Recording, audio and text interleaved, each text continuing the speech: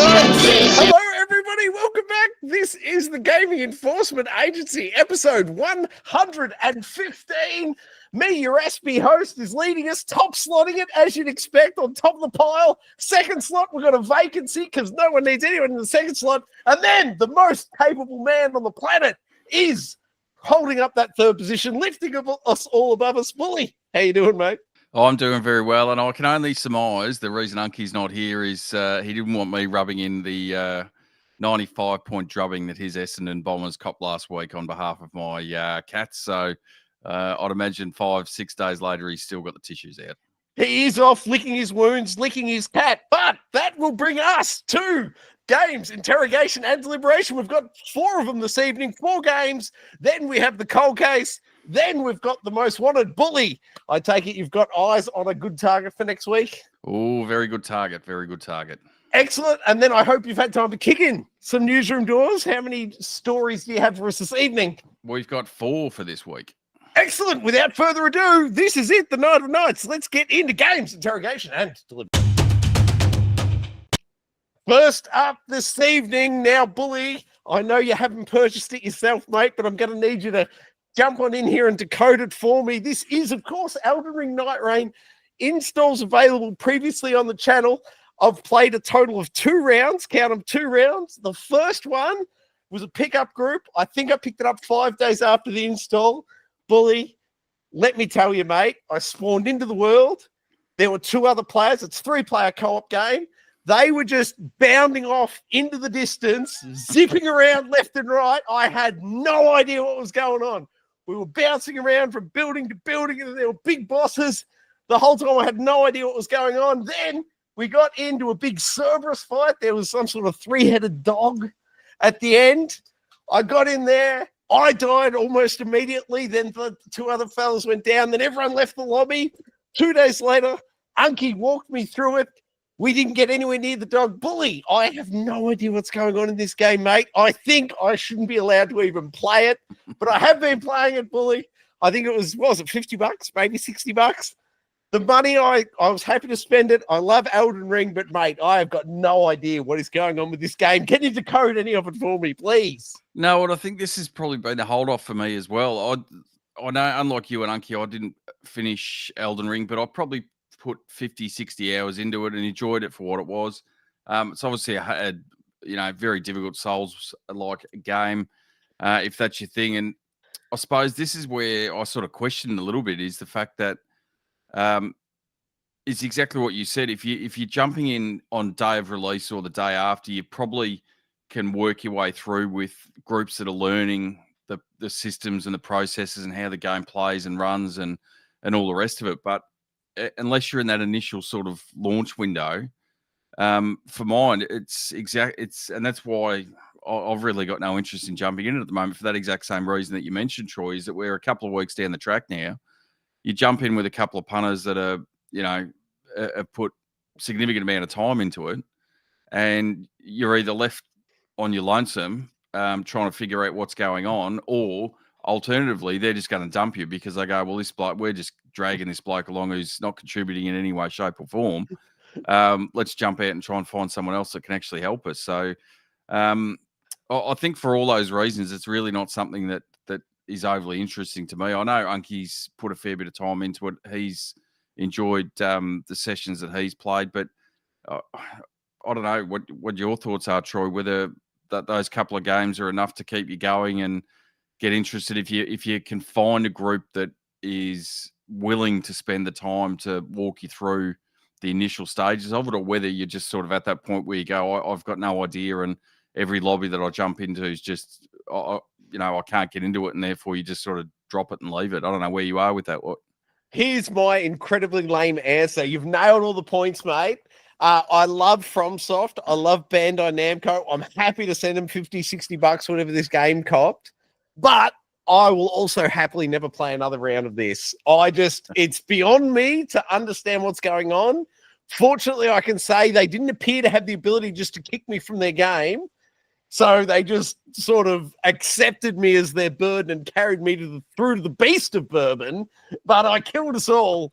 And so, no, I don't think this game's for me, mate. But someone of your skill, I'm sure, would be able to find a happy middle ground. I'm sure you and Unky could have many grand adventures, but I think I am just too much of an anchor around the wrist or ankle of anyone else trying to get onto this game. So I'll just do all the other games a favor and just stay offline with it, I think. Well, I think there's another one we're going to talk about shortly. Maybe there's another 3-player co-op game that you can invest your time into. Might be a bit easier, but yeah, as I said, it's not. I know it was highly anticipated, but to be honest, I haven't actually had a look at what the reviews are like. Whether it's it was high 70s last time I looked. I want to say 78, 79. Yeah, so whether it's too much of a departure from what the fans are actually wanting, and you got to bear in mind it's a fairly hardcore fan base that they've put together. That people that play these types of games, they play it for the difficulty level, they play it for the challenge, they play it for the obtuse story and trying to work their way through things and piece together the story themselves. And this doesn't really have a lot of that other than the difficulty level, obviously. And then throwing other people in there, I'm not quite sure whether it's really hit the mark, to be honest. And from what you're saying, the Metacritic scores would probably indicate the same sort of thing. Yeah, mate. I think there's a few too many tooltips I would have needed to read to be able to actually work out what was going on. So let's move on to game number 2 now, mate. This footage is a bit confusing to me, a bit upside down, a bit blurry. Bully, what's going on with game 2, mate? Tell us things. Well, I don't think we've been together since the Switch 2 came out to have any discussions over. Wait, let me jump in on that. It's the Switch 2 out, Bully. I didn't even know. Well, that's why I need Unky here, because I think that's on your Christmas wish list, isn't it? Waiting to play Christmas 2028. Tears of the Kingdom. I have to say, though, it's one of those things, like, it's clearly a more powerful machine than the Switch. It's not quite clearly. I see what you did there. Clearly, blurry, upside down. Not at the same level as the PS5 Pro, but if you're wanting to play the Switch for the Nintendo games, like the IP that Nintendo produce, which are fantastic for the most part, then clearly it's a better and more superior machine than the Switch.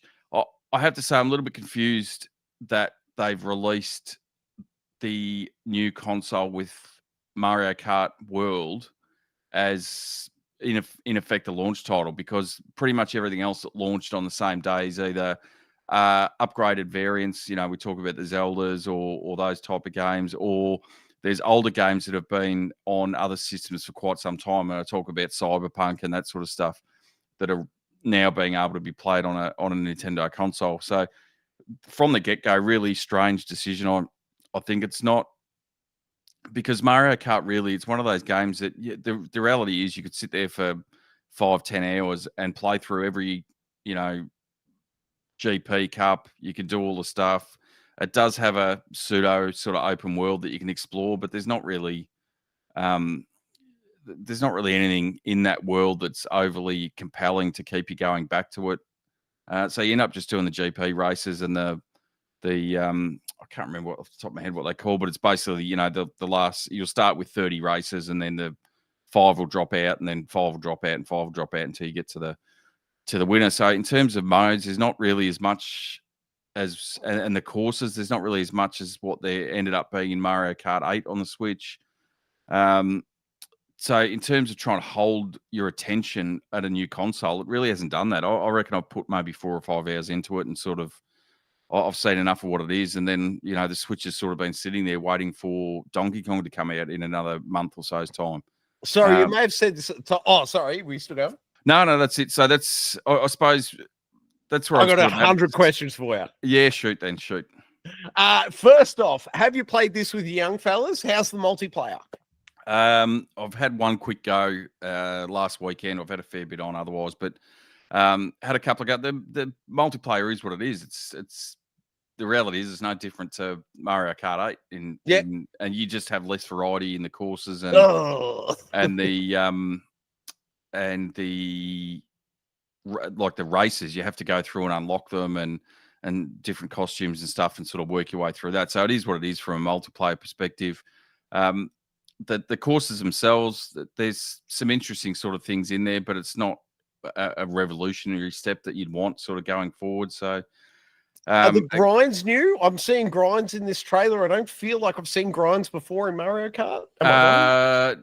I'm pretty sure there hasn't been in Mario Kart 8, but it's basically on the odd occasion there's pipes or rails that you can sort of grind on, but it doesn't really. It gives you I think at the end of the grind, it gives you a sort of minor speed boost, but nothing overly significant that you would be able to get through drifting or sort of some other, shortcuts or whatever. Like they don't provide a shortcut for you if that's no, that makes sense. Leading at. So in terms of all that, it's not a massive package that you're going to be able to spend 50 hours in, like we saw with the Switch when they released Breath of the Wild.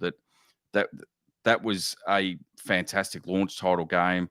You could spend 50, 100 hours in that, keep going back to it. It was fantastic. And then what was it, about 4 or 5 months later, they released Mario Odyssey. So then you had that time to delve into and sink into Zelda, and then they bring out the new Mario. And given that, what are we talking? The Switch came in 2016, I think. So we're talking 8-9 years without a mainline 3D Mario. I would have thought that would have been primed to have a new 3D Mario release. I would have thought so on launch date. Now, I'm not trying to stir up shit here, but what was the free pack-in price in the end? Was it $10 or $15 for whatever the pack-in game was? I think the tour. Was it a tour?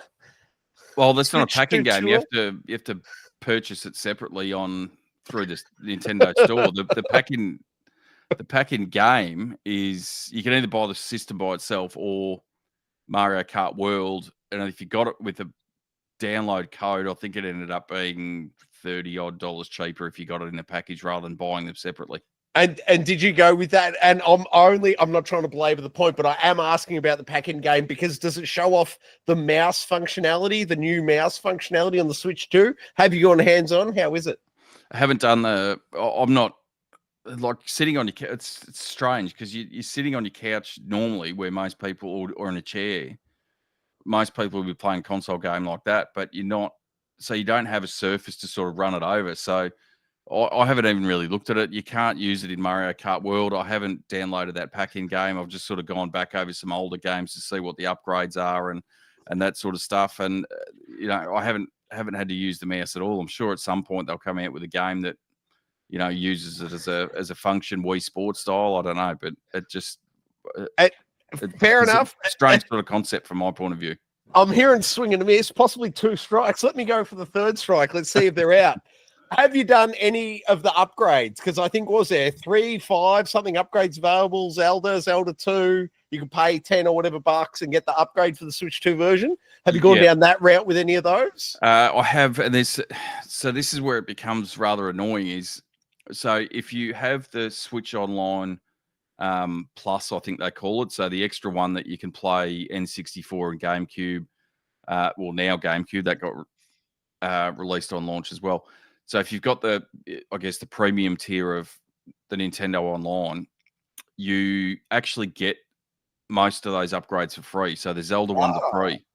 But you need the cartridge to unlock it, I assume? Yeah. Yep. So you need to insert the Switch One cartridge and then download the upgrade pack and then launch it. Let me get really nerdy and ask you, do you know the download size? No. Fair enough. Sorry. No. Please continue being normal without me. Having said that, it's not like when you go to if you go onto the PS4, PS5, or the Xbox, it'll have like the game card there, and then you can scroll down to add-ons or downloads or information, whatever it is. Yeah. The only way I could find the download part for the upgrade is so it doesn't come up automatically and say, hey, you've inserted Zelda, do you want to upgrade it? It was to go into the store itself, find the game that you're wanting to upgrade, scroll all the way to the bottom of the information section, and then it says upgrade available for Switch 2. Wow, that sounds like a horrible user experience. So you don't even know, like, unless you're looking at a list online or something of games that have the upgrade available for them, you can't really tell what does and what doesn't. Like, it's a strange setup. This sounds all kinds of horrible. Bully, I wasn't going to do it too, but I am now. Give me a score in total for the Switch 2. Your whole user experience. Mario Kart World, these crazy upgrades, the online experience, the mouse feature that you're not using, the paid pack-in extra game. Slap a score on the whole experience for the Switch 2 for me, mate. Then we'll move on. I'll give it a 5. 5 out of 10, to be clear. 5 out of 10 at the moment. But my position would be it's not worth buying now at launch. I would wait until the Donkey Kong game comes out and a couple other games come out towards the end of the year. Then I might be more like there's another Pokemon game coming out towards the end of the year as well. If you can wait, and I don't know whether you'll get a price discount in the next 6 months, but certainly not likely with Nintendo. No, but certainly I don't see any need to rush out and buy it. There's nothing overly compelling that it's such a significant upgrade or these games available that you need it now. So if you've got a Switch or even a Switch OLED, which, you know, if you're playing it in handheld mode, looks pretty good, I'd stick with that for the time being until they iron out some of these bugs and kinks and make it a bit more of a friendly user experience. And as you said, like you mentioned a couple of times the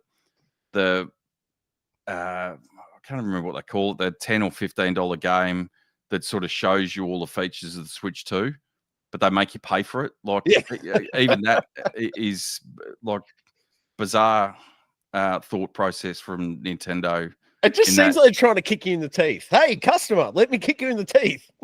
Well, it's literally just nickel and diming you for everything you're worth. Like I understand that time and effort's gone into it, but the reality is you've created something to show off all the features of your new console. Just give it away for free.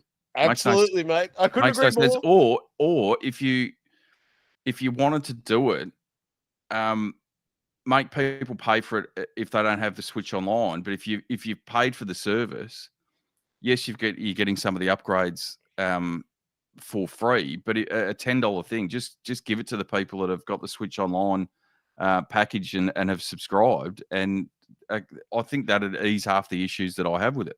Yeah, absolutely, mate. Well, my wallet thanks you for your review score. I will continue to stand by. Let's move on, shall we, to game number 3. Oh,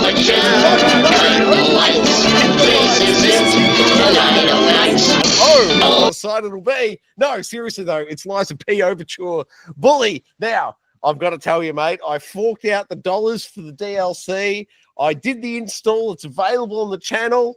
I went ahead and installed it. Then I fired it up, Bully, and I was very happy to see that there was easy, medium, and hard difficulty. And I thought, oh, my old man hands are a little bit tired these days. I'm going to bump it down to easy and start rolling through the game. I spent about an hour running around the big red pipe, and I couldn't work out where to go. And then I played Nightreign with Unky, and I said, hey, Unky, I'm standing this big red pipe. Lies of P, I don't know where I'm going. His top-tier advice, hey, Troy, why don't you look up a walkthrough? So then I looked up a walkthrough, Bully, and within 10 minutes, I'd progressed myself 2 more bosses. But that being said, I'm still not up to Chapter 9, which is where you need to be to get into the DLC. Bully, have you gone hands-on? Do you know anything about it? And wait, my final question. Did you platinum this game? I feel like you platinumed Lies of P. No, Unky platinumed it. I've finished it. Was it your game of the year, maybe? Is that where I got confused? I can't recall, to be honest. No, but I really enjoyed it. I like the setting. I like the story. I think the main reason I didn't end up platining it was the if you progress too far into the story, then there's sections of and this is not giving a lot away. You've basically got a base area in a hotel that you keep going back to upgrade. Krat? I want to say it's Krat. Yeah, Hotel Krat. So you keep going back there, but at one point there's various areas within the hotel that no longer become accessible, and therefore you can't complete side quests. Did you get to that secret room? I was blown away when you went into that back room and there was that woman there and she sat on your face and then she said, lie to me. Did you get to that room? No. Oh, maybe that was my fan fiction. Sorry, mate. What were you saying? So no, that's the reason I didn't platinum, because I'll have to go back and do a whole new full playthrough again. But Oh, look, I'm keen to get back into it. I really love Lies of P, as I've said, and it's on the list. It's just I haven't had a lot of time in the last couple of weeks to put the time into a game like this where you need to re-hone your skills. And yeah, as I understand, it's 20 hours to play through the DLC on the default difficulty, which is hard. But as I said, I've dropped it down to easy, and I've been able to steamroll my way through a couple of bosses, knocking it down to easy. But I'm still not up to the DLC. Sorry, back to you. No, that's right.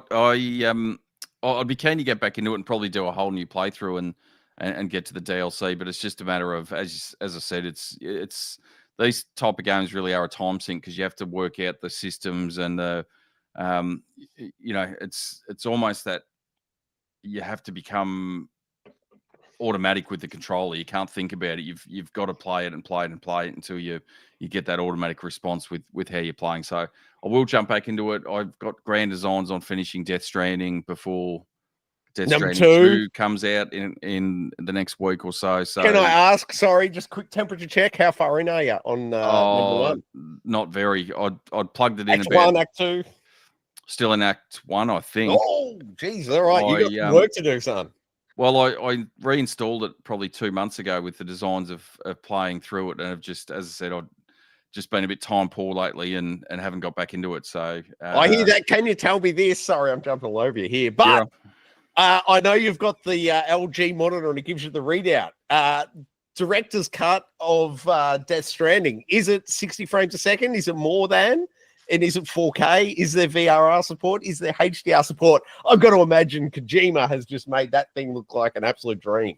Check none of that, so I'll have to get back to you. I'll have to get back to you when I do get back into it this week because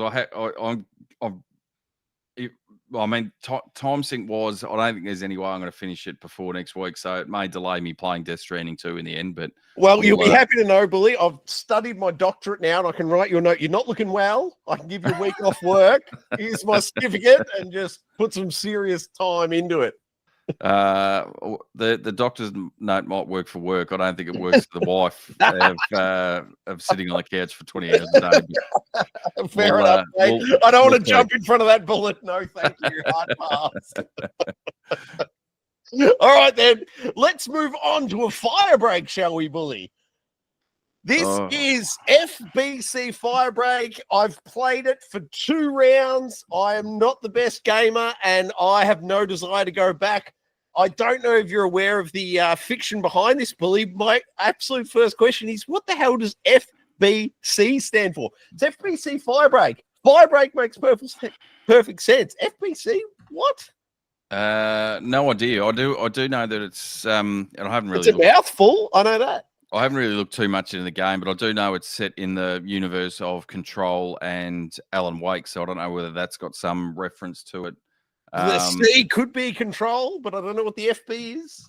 I'm trying to remember now. In Control, what's the name of is it the Federal Bureau of something?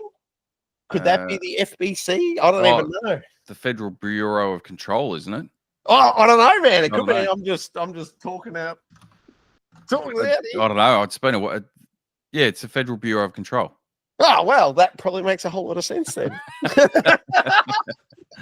Well, I could say I went hands-on with it. It's a bit of fun. I got an achievement incredibly quickly. Hey, Billy, have you gone hands-on yet with the PlayStation Edge? You know, like the Pro controller for the PlayStation? No, I haven't. I think from my being a bit of a collector, it's more I prefer the special edition controllers than the Edge one for the. I think in Australian dollars, it's $300 or something. I think it's $330 and allow me to jump really sideways on this one. And isn't there an Astrobot Edge controller? Didn't they just announce it during Summer Games Fest and it's coming out soon? I feel like you should get your hands on, but it's a collector's controller, so you probably don't want to pay the money and then pull it out of the controller back, do you? I feel like they announced Astrobot Edge controller, which sounds like it'd be you down to the ground, but you probably need to buy 2 so you can keep one in the package and play one. But anyway, my point was going to be, in Firebreak, there's a mini game where you've got a L1, R1, L1, R1 in like a random like music combo type thing. And I absolutely nailed it. It's on the install video. Go watch the install video. You'll see me go, L1, R1, L1, L1, L1, L1, L1, L1, L1, L1, and then pop a trophy for absolutely nailing it. It was my crowning achievement this week in video games. Sorry, Bully, I'm talking all over the shop here, mate. Any thoughts from you on this? There it is on screen now. No, it's to be honest, and this probably lends into what I was saying before with Elden Ring Nightreign. I have really gone away from online multiplayer games and have really just been playing single player story driven games of late. So You've prompted me. Can I jump in on that? Sorry, I'm stepping all over you tonight. But I started this game. I went, go to matchmaking. I waited 20 seconds and it was just sitting there saying matchmaking. I'm like, all right, then just play it solo. So it's like, all right, you can play solo. And I jumped into the level and I was playing for a minute. And then 2 other punters jumped in on my level. I'm like, I thought I was playing solo. Why are you then throwing other punters in on me? But it was fine. We got through it. But I don't understand a multiplayer game saying you're playing solo and then throwing other people. Like, sorry, Billy, back to you. No, so I just don't think it's not something that really interests me. I know it's free on PlayStation Plus and Xbox Game Pass as well. Sure is. But you know, that's about the right price for it. If that's your thing, you know, good luck to you. Jump into it, but it's not something I'll be installing anytime soon. I don't think. Well, 2 points from me. 1, don't rush out and get it. And 2, if you don't rush out and get it, I don't think there's servers going to be on too much longer. So don't worry too much about it. Shall we move on to a cold case, Bully? Oh, let's putt along. All right. Kick the top off the esky, mate. Here we go. This week's cold case. Well, this has got me back into the VR2 was Walkabout Mini Golf, which I don't think Yankee's ever played it, but I know you and I have put a fair bit of time into it over the journey. 2 massive thumbs up. I absolutely love this game. Back to you. And they're continuing to support it. There's quite regular course updates, new courses, you know, different things. And within, it's not just playing the mini golf. Like I went through the first course the other day, and I never realized when you're playing it, there's balls that you can collect in the standard or normal version of the course, and then each course has got a hard version. Within that hard version, there's like a treasure hunt sort of thing as well, which I never realized. Are you saying there's 2 balls per course, per hole? No, no. So when you're playing on the normal difficulty, there's the 18 balls, so 1 ball per hole. Yeah. Then if you played on the hard difficulty, you find clues so you'll find 1 clue and then it'll give you some clue as to where to go within the course to find the next clue and then the next clue and then the next clue. And then if I had no idea. This is all news to me. It's amazing. Neither did I. And then once you've found all the clues, you unlock a new putter. Oh, I love it. Let's end the show right here, and I'm going to strap on my VR headset. So the first one in the first level on the first hole, just about halfway up to the right, is where you'll find the first bottle with a note in it. You open that up, and then it says, you know, it'll give you a clue as to where the next one is. It's somewhere in the course. You gotta go and find it. So, you know, there's stuff in each level. That's what I mean. There's stuff in each level to keep you coming back.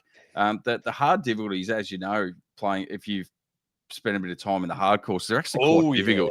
Yes, they are. I don't know if you remember that hole-in-one, that amazing hole-in-one. I said that was on a hard course. I'll just let you know. Well, there you go.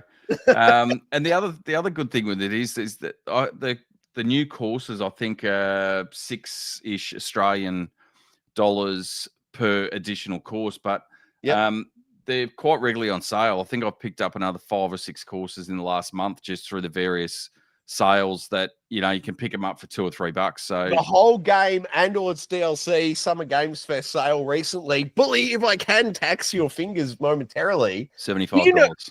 Do you know if it's an Australian developer? I feel like this game is actually made in Australia, but I'm not sure on it. Well, you go diving.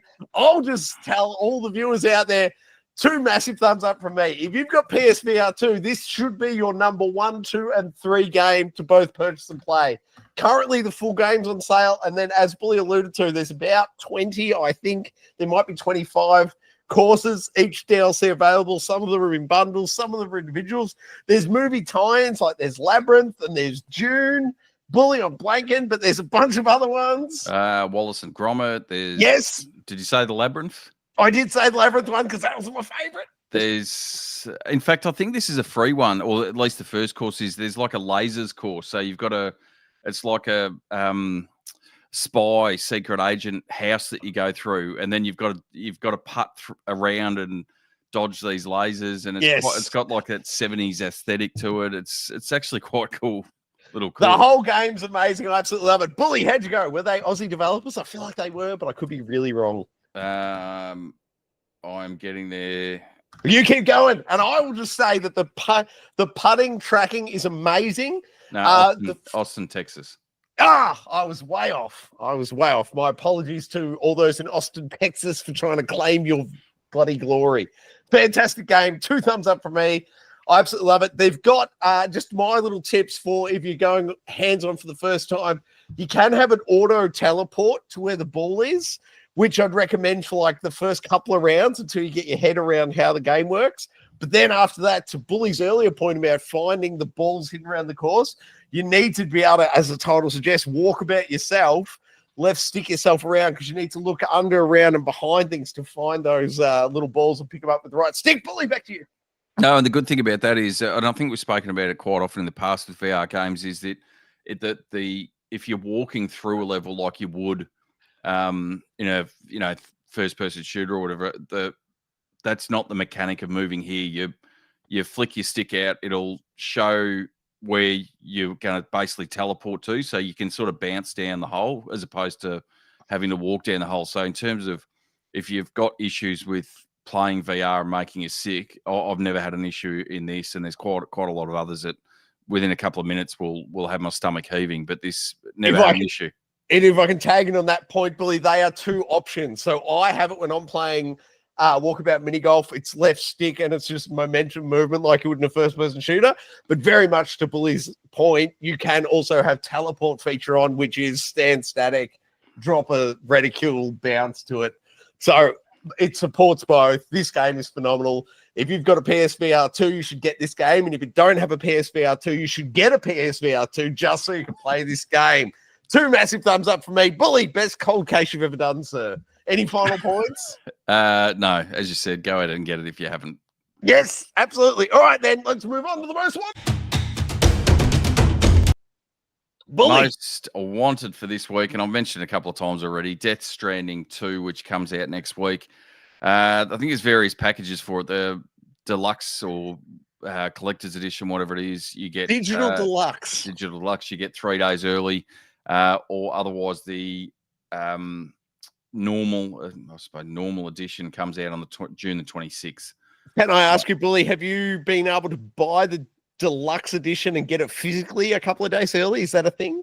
No, I've just bought the standard edition. As I said, the closer and closer it sort of crept to it, me knowing, and it's for those that haven't played Death Stranding 1, very heavy story element to the game, and it's not something. I suppose that I'd have to imagine there'd be some sort of recap or whatever it is at the start of Death Stranding 2. But for mine to get the most out of it, I want to have played through Death Stranding 1.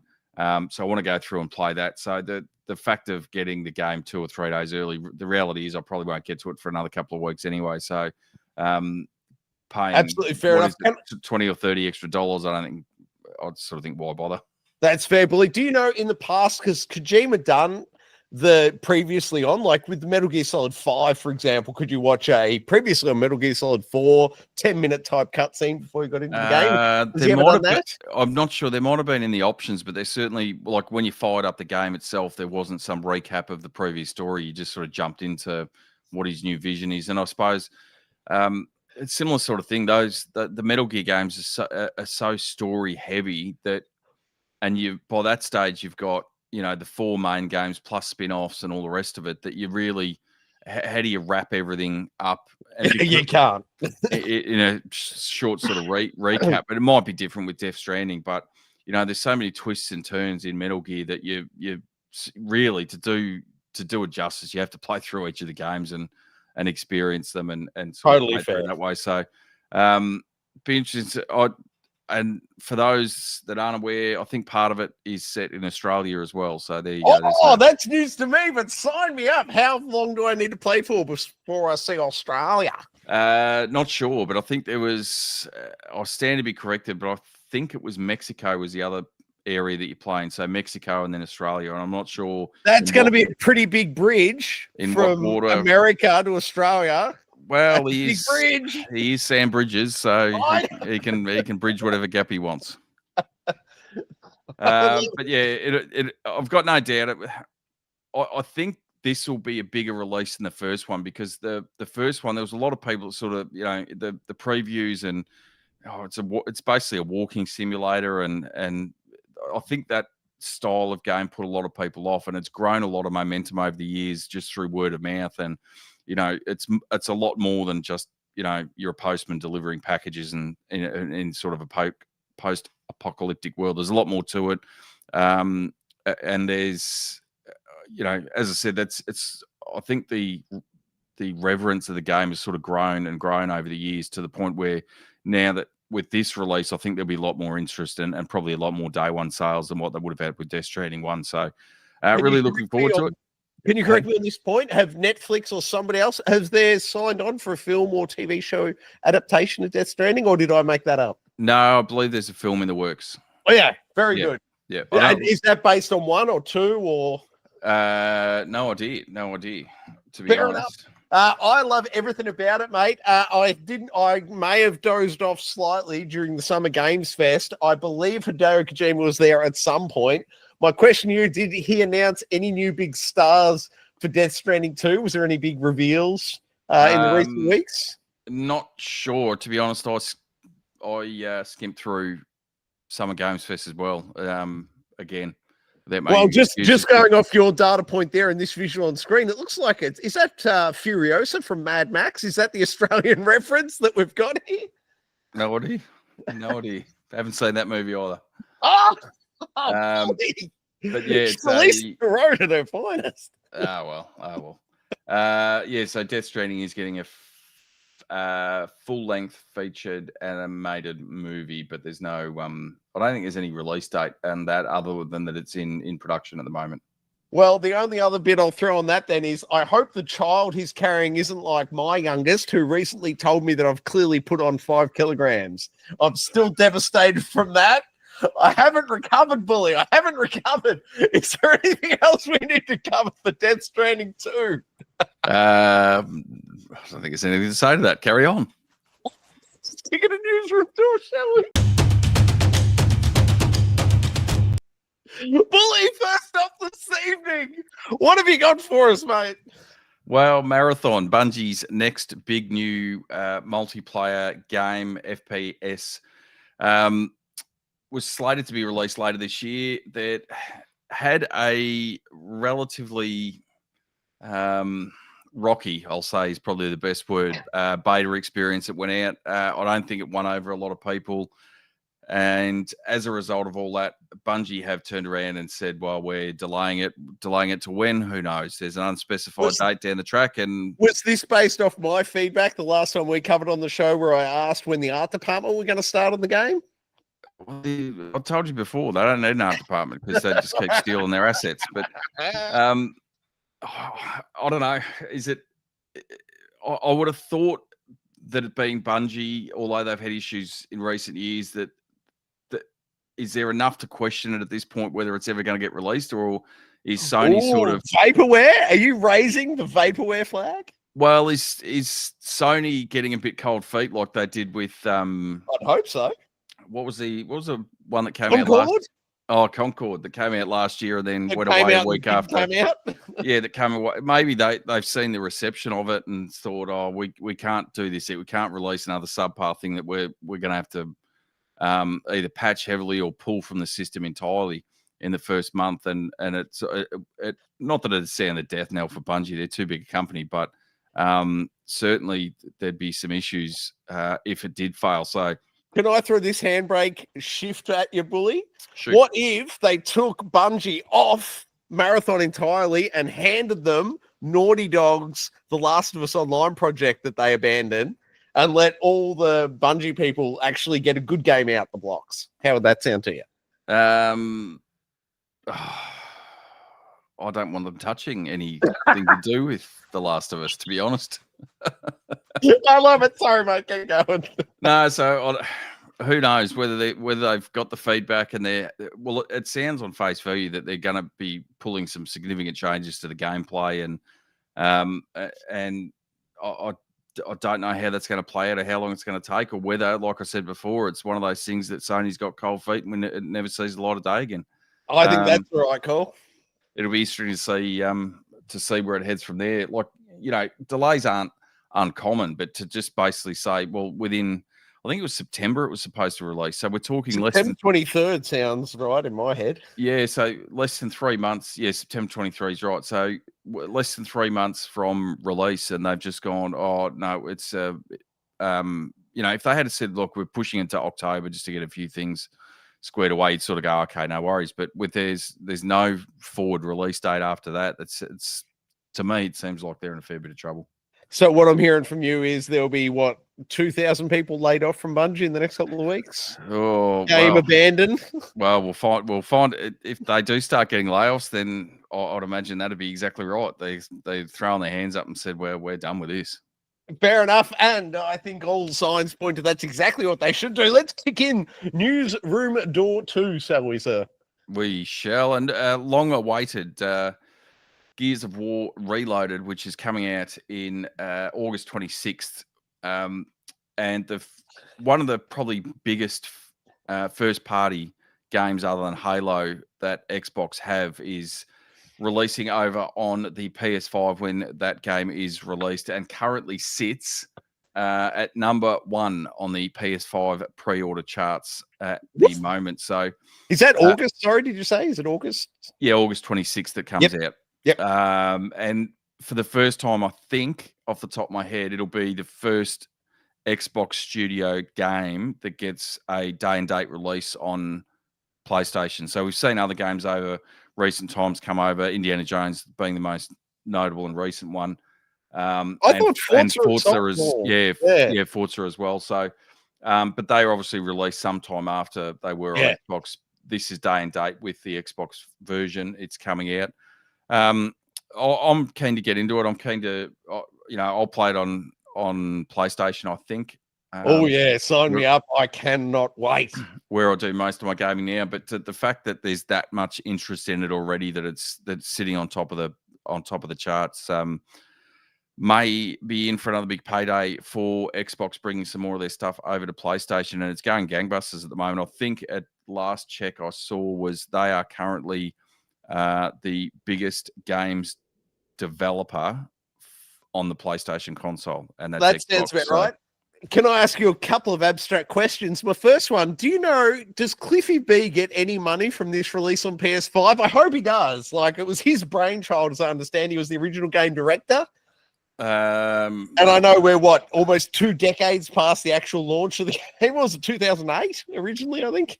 Not sure. I'd imagine it'd have to be somewhere in whatever conditions he's got with the IP, I suppose, as to whether he retains. I hope he does get some sort of payday. Cliffy B deserves it because the chainsaw assault rifle was his brainchild. Active Reload, also his brainchild.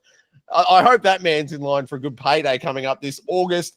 And, well, let's be honest. He's probably not scratching for a bit of coin at the moment. But I agree with you. He's if they're going to make a lot of money out of this, which is what it looks like, so surely some goes his way.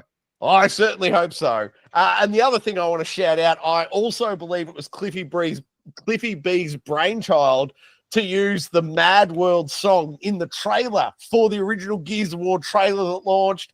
Best video game trailer ever. Mad World, best song ever used under the, I can't remember what was because it's not the Horde. What are they? The big monster coming in, then the little spider eyes come out in the dark, and Mad World's playing. It's the best video game trailer ever, and people just forever have been tipping the cap to them. So, or ripping it off, as our next news story will. Surely no one has sullied the reputation of the best video game trailer ever, believe.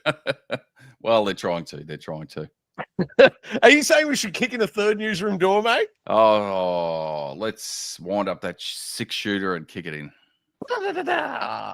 Arthur Morgan, what's he got going? Well, the actor for John Marston, who was obviously in Red Dead Redemption 1 and 2, Rob, I'll butcher this, so I apologize in advance, but Whitehoff has teased some exciting news that fans need to get hyped about. So nobody's sort of quite sure what he's referring to, whether it's a Red Dead Redemption 3 reveal, or Well, probably more likely, I would have thought, is a current gen version of Red Dead 2, given that we saw the original Red Dead Redemption get remade for the PS4 a couple of years ago, and then what has it been? Was 2018, I want to say. 18 sounds right for Red Dead 2. Was Red Dead 2. November 18, 2018. I'll go out on a limb and say. So we're talking 7 years ago now. I would like to think that it's probably time for a new one, but given that Rockstar's in the last 12 months before they put out GTA 6, I'd imagine that's highly unlikely that they're going to reveal that, and so it'll fall back to hopefully a remaster, current gen version. I'd be all over that. I'd be more than happy to go back through and play through this game again. It's an absolute masterpiece. Sign me up immediately. Hey, Bully, let me spring one on you. Have you got your tinfoil cat there? I think he's gone missing. He was abducted by aliens. No, I've only got that one for you. Oh, that'll do. All right, Bully, you know as well as I do, Red Dead Redemption 2 contains the map for both RDR1 and RDR2. So in theory, if they've fired up Red Dead Redemption 2 onto a PS5 native build, they've also got all the landmass in place and all the character models for Red Dead Redemption 1. So why don't they give us Red Dead Redemption 1 and 2 PS5 version together, dual pack later this year? Yeah, give it to me. I'll be all over that day. All over that day one, I can tell you that right now. I actually went back and played Red Dead, the remake, remaster, whatever you want to call it. The PS4 digital one that you talked me into buying a couple of months back, yep. Yes, I did. Well, I got the physical version of it, but it still holds up, even though it's a 15-year-old game. I'm still playing through it and loving every minute and every time I spend a week with John Morrison. I'm saying, thank you, Bully. I forgot how good this game was. So, to be honest, I'd quite happily go back and play through both games again. Sign me up immediately. 4K, 60 FPS. Oh, yeah. HDR, VRR. Yeah, all the rest of it. Because, I mean, it's like 7 years ago, but that Red Dead 2 still looks like the original still looks amazing. Red Dead 2 looks phenomenal. If they can improve that up to another level again, I'd be 100% all over it. I'd get just take my money. 100%. Some of the best storytelling ever in a video game, Bully. Fight me on that point. Name a better video game story than RDR 1 and 2. I didn't think you could. Shall we move on to new story 4? Talking about stories in games, carry on. All right, new story 4. Now, I've heard nothing but amazing thing about Mind's Eye, Bully. So how have they hit the headlines now? Well, they Mind's Eye, which released, I think it was last couple of weeks it came out. Think they unreleased it yet? They're probably wishing they had. It currently has achieved the most unfortunate record of becoming the worst reviewed game of the year so far. For those that don't know, it's a new studio created by ex-G.E.A. producer Leslie Benzies. This is his first sort of foray into his own studio and putting something out. I've put about an hour into it. I don't think on face value it's not as bad as I think everyone's making it out to be. I think there's something there, but the bugs are certainly an issue. I'll tell you my one issue and then I'll hand it straight back to you. Shoot. I saw the trailer for this during Summer Games Fest. I saw the first 2 shots in the trailer and I heard them stealing the song Mad World from the Gears of War trailer. And I thought, no, I'm out immediately. Back to you, Bully. No, that's all right.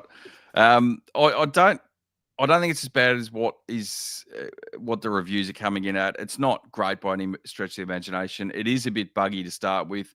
I think there's something there once they work through and patch it. It probably could have done, we talk about delays, it probably could have done with another couple of months in the oven just to sort of iron out a lot of that sort of stuff. The other interesting point with it, though, is that the CEO of Build a Rocket, which is Mark Gerhard, has come in the last couple of weeks and basically talk about tinfoil hats, is saying that that reviewers have been paid to slam the game, basically. And where's my check? And I think the inference is that it's not.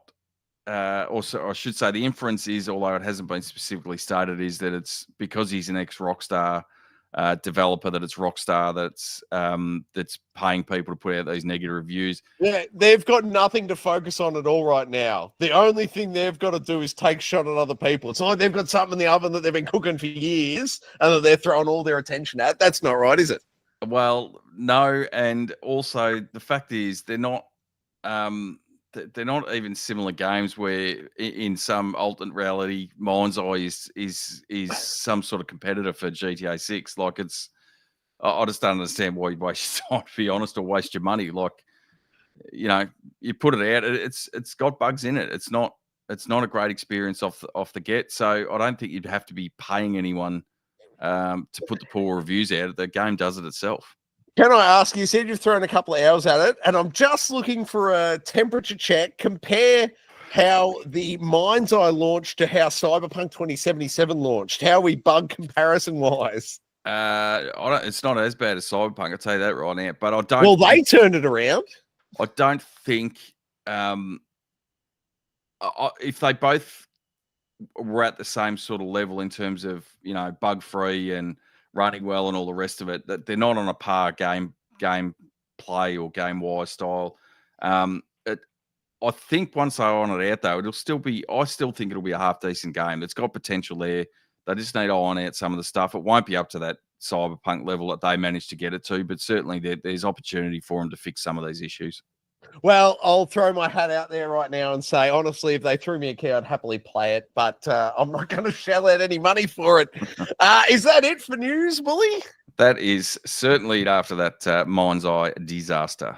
Mind's Eye, Cloud Eye. All right, no, I was about to say we're off duty, but we're not at all. Bully, what's been happening in that there YouTube chat? I just realised I never made us on duty and I never asked you to patrol the chat, so let me ambush you at the end of the show. I have been in there. I might have hit something again because there was a little bit of chat there to start with, and it just seems to have died in its backside. So I'm not sure what happened. Although there's every chance I hit a wrong button. Eric Tate did jump in there. Hey, Eric, how you doing, man? He asked me a question about PS4 games, but I'm not quite sure I understood the question. So jump back in next week, fire your question off, and I'll be sure to answer it for you there, Eric. Eric Tate, long-time viewer of both the Let's Plays and the Let's Installs on the channel. Welcome back, sir. Bully, we are off duty. Bully, thank you for doing all the work off the show, holding us up for the third slot while I just prattle along on top, just trying to distract everyone. All good. It's not on duty, not off duty, just some unauthorized overtime. Unauthorized overtime. I love it. Hey, Bully, just before we get out of here, mate, what else could you do with Geek Aloud? Like it, subscribe it. You'll never miss it. Oh, that was luck. Hey, that's something.